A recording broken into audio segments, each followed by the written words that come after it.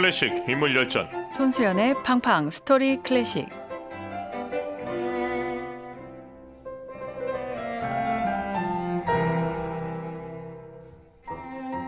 사랑하면 알게 되고 알게 되면 들립니다. 클래식 음악사의 한 획을 그은 특별한 연주자와의 만남, 드라마틱한 삶을 살았던 음악가의 인생과 음악 이야기가 있습니다. 매주 금요일 클래식 연주자들의 영화 같은 인생 이야기를 들려주시는 음악평론가 손수연 교수님, 안녕하십니까? 안녕하십니까? 잘 지내셨습니까? 네, 잘 지냈습니다. 일주일이 하루처럼 금방 가는 것 눈을 같습니다. 잠깐 감았다 뜨니까 일주일이 됐습니다. 자, 오늘 팡팡 스토리 클래식에서 만나볼 주인공 누구입니까? 네, 오늘은 다음 주 크리스마스를 앞두고 와우! 특별한 연주자를 만나보시겠습니다. 오르가니스트 올리비에 라트리입니다. 올리비에 라트리는 그 세계적으로 유명한 정말 콘서트 오르가니스트 중에 한 사람입니다. 네, 그는 현재 파리 노트르담 성당의 수석 오르간 연주자고요. 기교로도 굉장히 뛰어날 뿐만 아니라 천재적인 즉흥 연주자로서 어떤 음색 조절의 대가라고도 알려져 있습니다. 그런 무한한 상상력을 지닌 연주자가 관현악적인 사운드를 만들어내고 음색을 탐구한다. 이때 자신의 감정이나 스타일이나 이런 것들이 변하지 않는 작곡가의 메시지 사이에서 적절한 균형을 찾는 것이 어렵다라고 라트리는 말하고 있는데요. 네. 프랑스 오르간 음악의 전통을 잘 지키면서도 또 새로운 혁신을 하는 모험심이 굉장히 강한 오르가니스트입니다. 그럼 주로 프랑스에서 활동하는 연주자입니까? 네, 아무래도 이제 노트르담 성당에 그 전속이 되어 있는 오르가니스트다 보니까 네. 프랑스를 기반으로 활동을 하고 있지만은요. 어찌됐거나 5대륙을 아우르는 정말 50개가 넘는 나라에서 연주를 선보이는 그렇게 적극적으로 활동을 하는 연주자입니다. 국제적인 명성을 오랜 시간 동안 쌓아왔는데요.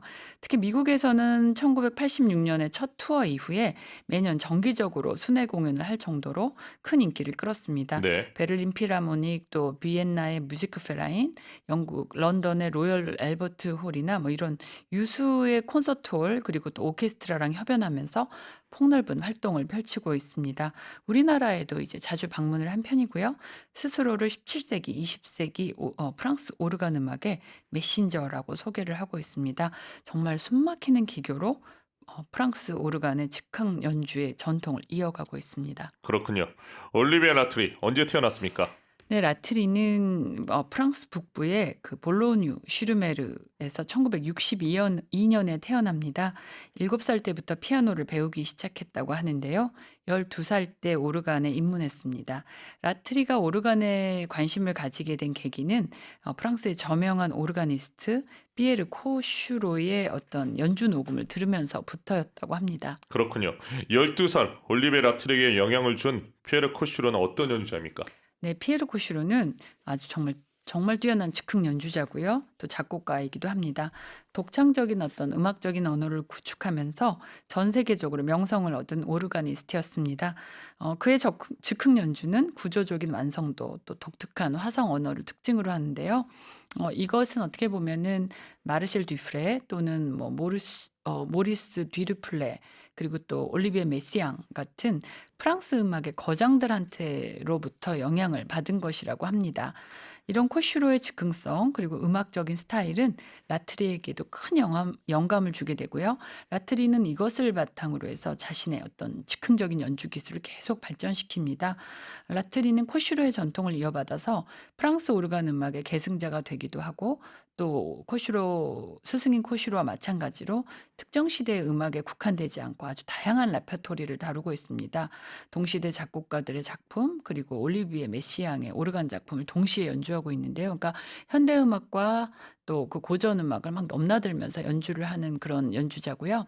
그리고 즉흥 연주에 굉장히 많은 부분 공을 들이고 있는데, 항상 그 콘서트에서도 어느 정도 이제 자신의 선보이는 그 연주 곡목이 끝나면 그다음부터는 즉흥 연주 시간을 가져서 우리나라에 와서는 뭐 애국가를 즉흥적으로 자신이 어허. 편곡해서 연주하기도 하고, 심지어는 우리 대중 가수였던 블랙핑크의 지수의 꽃이라는 노래를, 그 곡을 또 오르간으로 연주하기도 하면서 정말 대한민국 관객들을 열광시켰습니다. 그렇군요. 올리비에 라트리가 처음 오르간 연주를 한 건 언제입니까? 네, 12살 때인 1974년 지역 교회에서 처음으로 오르간을 연주하게 됐다고 합니다. 그 형 친구의 결혼식에서였다고 하는데요. 아직 이때는 오르간을 정식으로 배우지는 않았던 것 같습니다. 1978년에 생모르데 포세의 음악원에 입학하면서 시각장애인 오르가니스트 가스통 리테즈한테서 오르간을 배웠습니다. 라트리는 그 리테즈의 연주 스타일에 깊은 감명을 받아서요. 그를 스승으로 선택했다고 회고한 바가 있습니다. 그렇군요. 스승을 선택할 수 있을 정도로 두각을 나타낸 겁니까? 그렇죠. 정말 어린 시절부터 뛰어난 음악적 재능을 선보여서요. 여러 국제 대회에서도 실력을 인정받았습니다. 1980년과 82년에는 이제 샤르트르 국제 오르간 대회에서 결선에 진출해서 오르간 연주자로서 이제 이름을 알리면서 명성을 쌓기 시작하고요. 라트리는 자신이 영향을 받은 어떤 음악적인 전통 그리고 스승들의 어떤 가르침을 이어받아서 프랑스의 오르간 음악을 발전시키는 데 큰 기여를 하고 있습니다. 어떤 사명감 같은 것이 느껴집니다. 계속 항상 자기가 프랑스 오르간 음악의 전통을 이어간다. 이렇게 얘기를 하는 것을 종종 들을 수 있거든요. 또 동시에 현대 음악과 또 다양한 시대의 장르의 음악도 함께 연주를 하고 있습니다. 그렇군요. 어린 나이에 너트르담 대성당의 오르간 주자가 됐다. 사실입니까? 네, 정말 그 불과 23살 1985년 불과 23살 때 프랑스 파리를 대표하는 정말 대성당이죠. 노트르담 대성당의 전속 오르가니스트가 되는데요. 정말 최연소 오르가니스트입니다. 이런 오랜 역사를 지닌 대성당의 전속 오르가니스트다 이러면 정말 이렇게 나이가 지긋한 어떤 거장을 떠올리는데 불과 23살의 어린 나이에 전속 오르가니스트가 됩니다. 지금 몇 년째입니까? 올해로 39년째 봉직을 하고 있다고 내년이면 하는데요. 40년째네요. 네, 그렇습니다. 와.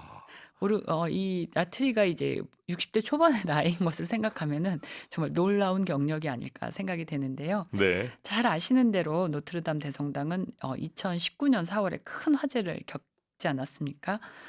그때 라트리는 화재 당시에 이제 정말 슬프지만 오르간이 무사해서 다행이다라는 인터뷰를 하기도 했는데요.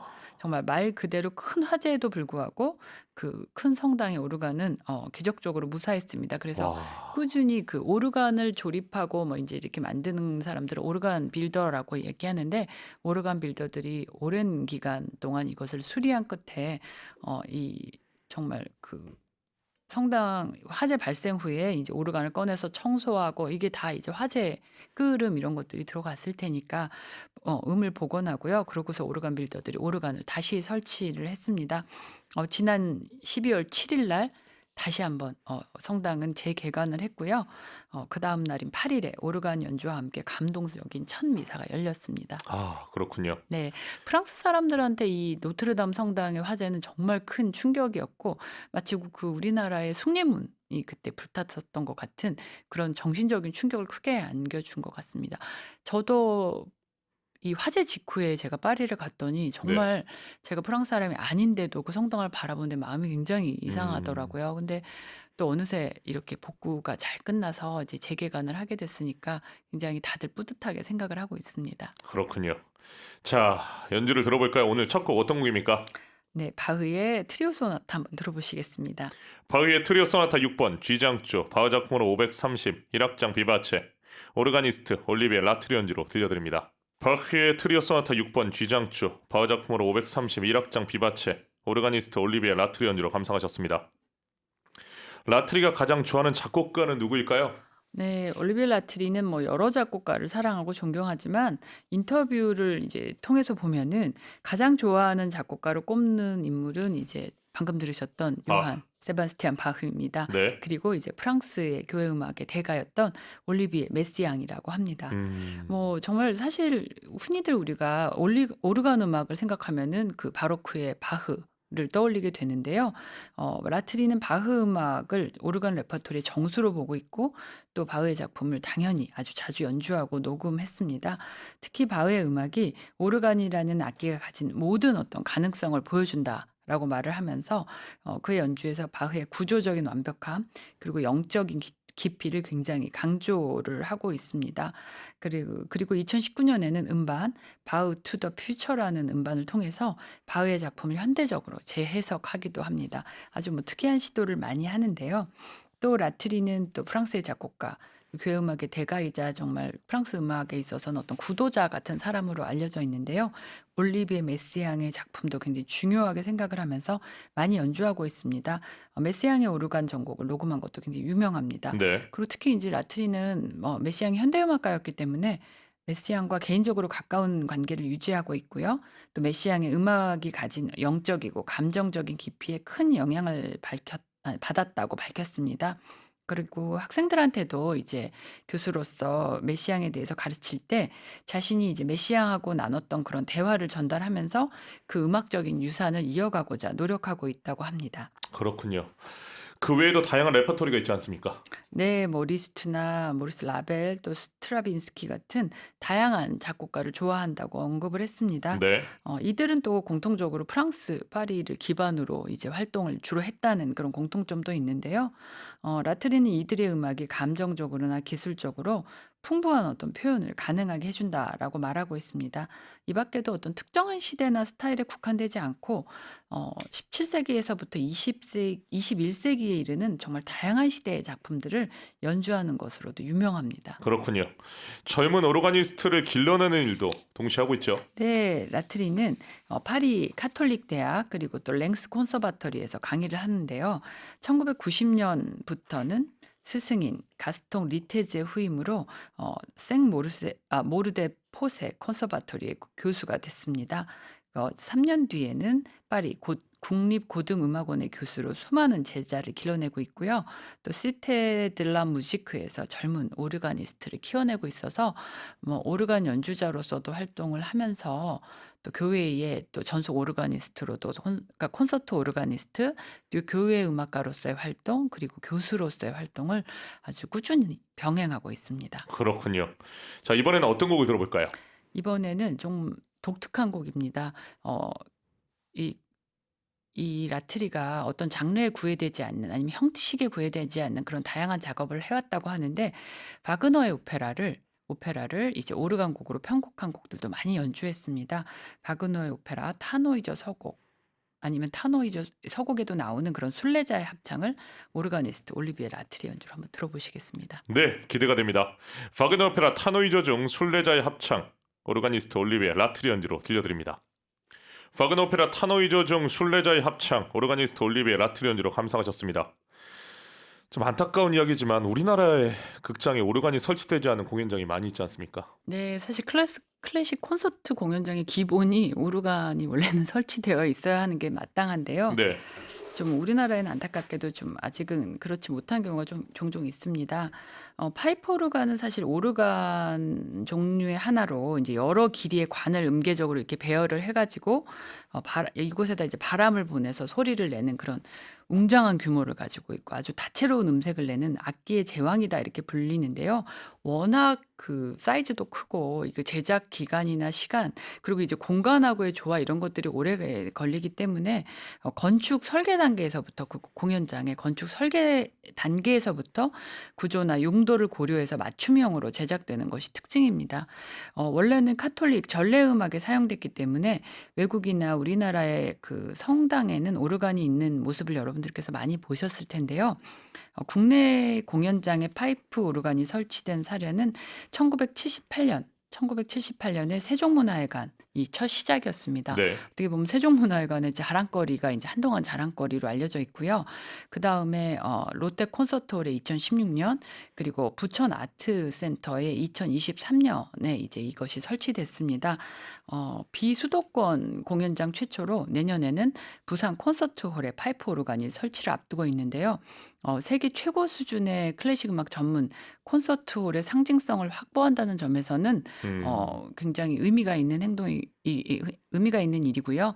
사실 콘서트홀이다 이러면 사실은 파이프 오르간이 당연히 기본이죠. 예, 기본이어야 되는데 정말 안타깝게도 음, 서울 예술의 전당 음악당 콘서트홀에는 자리를 만들어 놓고서는 설치를 애초에 이제 시작부터 시공 단계부터 하지 않았기 때문에 예술전당음악당 콘서트홀에 오르간이 없는 건 정말 아쉬운 일이라고 할 수 있겠습니다. 그 합창석이 원래 오르간 자리지 않습니까? 네, 그렇습니다. 그리고 이제 원래는 자리는 공간은 만들었다고 해요. 그러니까 애초에 오르간 없이 갈 계획은 아니었는데 이게 이제 아마 그 당시에 이제 우리나라가 그거에 대해서는 클래식 음악에 대해서 깊은 이해 그 예술 행정 하시는 분들이 없지 않았나 싶습니다. 그래서 뭐 나중에 넣으면 되지 이렇게 생각하지 않으셨나 싶은데 예술 전당은 사실 전 세계 어떤 공연장 중에서도 지하철 그 대중교통하고도 거리가 상당하고 또 콘서트홀에 이제 오르간이 없다는 점 뭐 이런 점들이 조금 다 좋은데 아쉬운 점이 굳이 인제 꼽자면은 그런 점들이 좀 있다고 말씀을 드릴 수 있겠습니다. 나중에 손수영 교수님께서 예술은행 사장님이 되신 다음에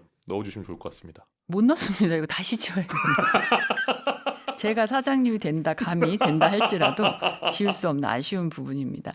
그런데도 저희 이제 제가 재직하고 있는 단국대학교 네. 학생들 콘서트홀이 난파음악원에 이 오르간이 설치되어 있습니다. 아, 네. 이 예술은행단 사장이 돼도 할 수 없다고 하시면서 아주 그 틈으로 또 살짝 단국대 홍보를 해주시네요. 네, 저희 학교의 자랑거리입니다.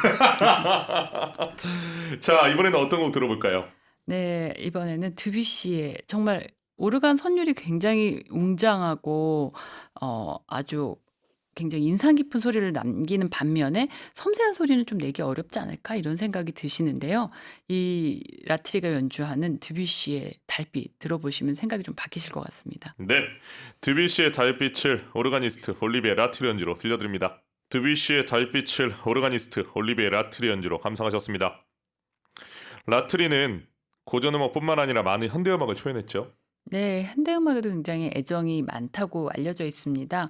올리비에 라트리가 초연한 작품은 TL의 스카이, 또 클로드 발라프, 사리아호, 그 다음에 파스칼 듀샤팽 같은 그 현대 작곡가들의 작품을 연주해서 초연을 하고요. 현대 오르간 음악의 어떤 발전에 기여하고 있습니다. 아, 그렇군요. 오케스트라와 협연도 자주 하고 있지 않습니까? 네, 자주 하고 있습니다. 필라델피아 오케스트라랑 협연해서 라트리는 프란시스 플랑크의 오르간 협주곡, 또 사무엘 바버의 토카타 페스티벌을 연주했고요. 로스앤젤레스 필하모닉 하고는 핀란드의 현대 작곡가 카이아 사리아호의 작품을 초연했습니다. 그리고 몬트리올 심포니 오케스트라, 드레스덴 필하모니, 그리고 다양한 오케스트라하고 협연을 하고 있고요. 많은 연주자하고도 협연을 자주 갖고 있습니다.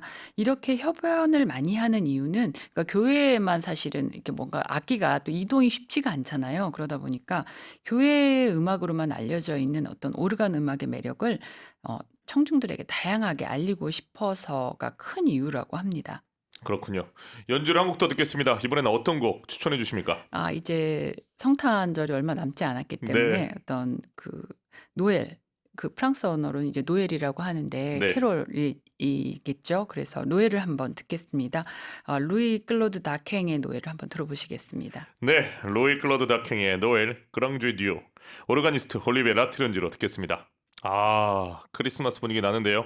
루이 클로드 다킹의 노엘 그랑주이 듀오 오르가니스트 올리베 라트리 연주로 감상하셨습니다. 올리베 라트리가 본인이 생각하는 오르간의 매력 과연 뭐라고 생각하십니까? 네, 라트리는 그 오르간 소리가 너무 넓고 다채로워서 우리가 이제 이 듣는 그 순간에 굉장히 압도된다고 말을 하는데 진짜 오르간은 조금만 울려도 강렬한 존재감이 느껴지고 있죠. 그래서 뭐 교회나 리사이틀 또 뭐 오케스트라 공연, 합창단, 앙상블과의 어떤 콘서트뿐만 아니라 모든 종류의 크로스오버 공연에도 사용할 수 있는 다재다능한 무한한 가능성이 있는 악기다라고 말하고 있습니다. 그러니까 네, 흔히들 교회 음악 아닐까? 그리고 많이 연주해봤자 바흐의 어떤 바로크 시대의 음악들을 연주하는 악기가 오르간 아니냐 이런 고정적인 관념에서 탈피해서 정말 다양한 시도를 할 수 있는 악기다라는 것을 많이 홍보하고 있고요. 라트리가 생각하는 연주자의 임무 역시 어떤 오르간의 매력적인 소리를 찾아서 최상의 소리를 내는 것이라고 말하고 있는데요. 이 사람이 이제 성당에서 연주를 할 때는 듣는 사람의 영혼을 위해서 연주를 하고요. 하고 또 그들 마음에 다가가고자 노력을 한다고 이야기합니다. 그리고 공연장에 오는 사람들은 또 반드시 그런 어떤 종교적 믿음을 갖고 오는 건 아니기 때문에 그들의 마음에도 그들의 이 라트리는 연주하면서 그들의 마음이 자신들의 영혼에 닿을 수 있도록 연주를 하고 있다고 말합니다. 그러니까 교회에서는 교회 안에서 또 공연장에서는 공연장 안에서 듣는 사람의 마음에 다가갈 수 있는 연주를 한다. 이런 것이 이제 이 사람의 어, 어떤 연주의 지향점이다. 이렇게 말씀을 드릴 수 있고요. 그 사람의 말대로 라트리의 연주는 기교뿐만 아니라 듣는 사람의 어떤 마음에 닿는 그런 어떤 특별한 점이 있어서 올리비아 라트리는 오르간의 이런 점을 충분히 살리면서 연주를 하고자 노력을 하고 있다 생각이 듭니다. 그렇군요. 아내도 오르가니스트였다고요? 네, 올리비에 라트리의 부인은 오르가니스트일 뿐만 아니라 네. 한국 사람입니다. 와, 그렇군요. 누구시죠? 네, 올리비에 라트리의 부인은 한국인 오르가니스트 이신영입니다. 연세대 교회음악과를 졸업한 이신영은 파리 국립고등음악원 슈페리어 본 과정에 아시아인 최초로 심사위원 전원 만장일치로 수석 입학을 했다고 하는데요. 네. 그리고 또 4년 전에 전 과정을 수석과 동시에 베를린 필하모닉에서 2번의 초청 연주를 펼치게 되고요. 현재는 오르가니스트로서 아주 활발한 연주 활동을 하고 있습니다. 그렇군요. 네, 라트리는 아내가 한국인이어서 가족들을 만나기 위해서도 여러 번 한국을 찾았다고, 그러니까 연주가 아니어도 한국을 왔다 갔다고 하면서요. 그 부부 오르가니스트의 장점으로 뒷받침을 꼽았다고 이야기합니다.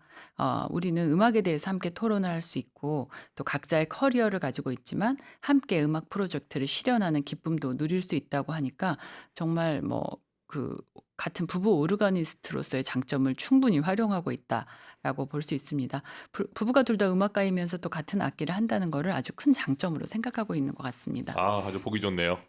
연주를 한 곡 더 듣겠습니다. 이번에는 어떤 곡을 골라오셨습니까? 네, 이번에는 이신영 오르가니스트의 연주를 한번 들어보시겠는데요. 네. 생상스의 동물의 사육제 중에 백조를 오르가니스트 이신영의 편곡 연주로 함께 듣겠습니다. 얼른 듣고 싶습니다. 생상스의 동물의 사육제 중 백조, 오르가니스트 이신영의 연주로 듣겠습니다.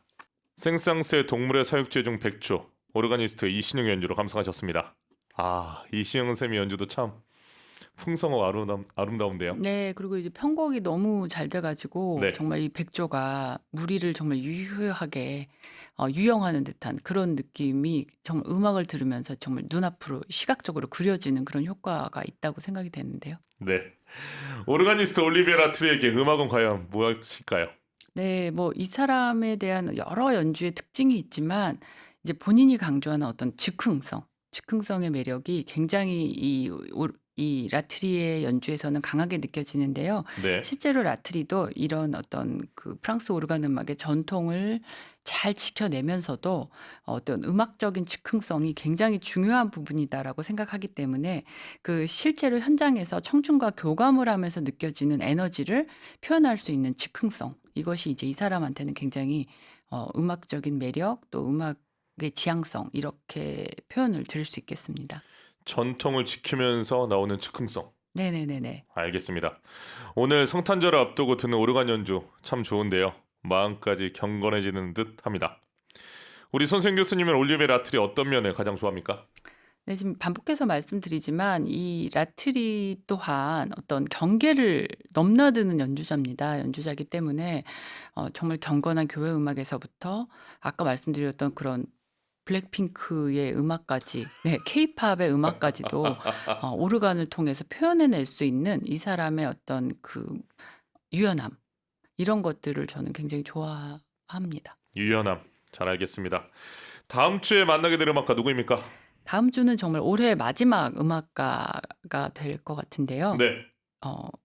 다음 주 금요일 날 말씀드리도록 하겠습니다. 처음인데요. 엠바고. 네, 마지막 올해 마지막은 그런 이벤트를 소소하게 한번. 그 준비가 됐는데 하는 겁니까? 안 됐는데 지금 대답 안 해주신 겁니까? 당연히 준비가 돼요. 알겠습니다. 또 이야기를 안 해주시니까 더욱더 궁금한데요. 다음 주에 기대하고 있겠습니다. 오늘도 수고하셨습니다. 네, 감사합니다. 네, 오늘 선수원의 팡팡 스토리 클래식 오르가니스트 올리비에 라트리의 인생 스토리로 함께했습니다.